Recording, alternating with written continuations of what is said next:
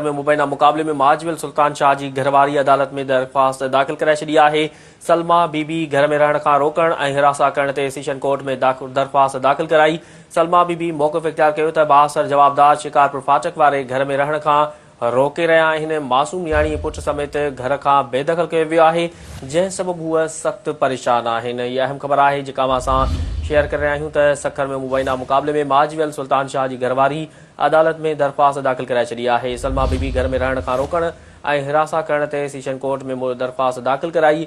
सलमा बीबी मौक़िफ़ इख्तियार कयो त बासर जवाबदार शिकारपुर फाटक वारे घर में रहण खां रोके रहिया आहिनि। मासूम नियाणी ऐं पुट समेत घर खां बेदख़ल कयो वियो आहे, जंहिं सबबु हू सख़्त परेशान आहिनि। इहा अहम ख़बर आहे जेका असां शेयर करे रहिया आहियूं त सखर में मुबैना मुक़ाबले में माजविल सुल्तान शाह जी घरवारी अदालत में दरख़्वास्त दाख़िल करे छॾी आहे।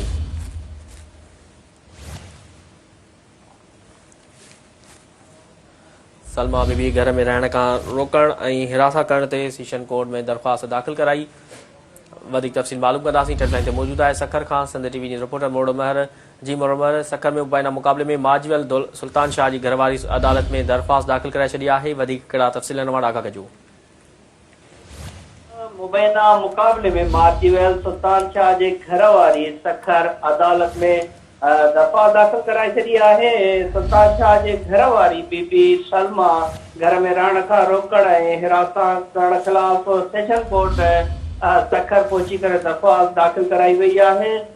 बीबी सलमा जी तरफ़ां दरख़्वास्त में मौक़िफ़ इख्तियार कयो वियो आहे त सखर पुलिस पूरे मुक़ाबले में मुर्त सुल्तान शाह ऐं पुट हुबदार शाह खे मारियो वियो आहे। बासर जेके जवाबदार आहिनि उहे शिकारपुर फाटक वारे घर में रहण खां उनखे रोकियो वियो आहे, जंहिं करे उहो मासूम नियाणी ऐं पुट सूदो घर खां बेघर आहे ऐं दरबदर आहे। उन करे जेको आहे तमामु घणी परेशानी हालत में जेको आहे वक़्तु गुज़ारे पई। हुनजे तरफ़ां पंहिंजी दरख़्वास्त में इहा अदालत खे इस्तदा कई वई आहे त बासर जवाबदारनि खे हिरासा करण खां रोकियो वञे ऐं उनखे पंहिंजे शिकारपुर फाटक वारे अबाणे घर में या मुड़ुस जे घर में रहण ॾिनो वञे।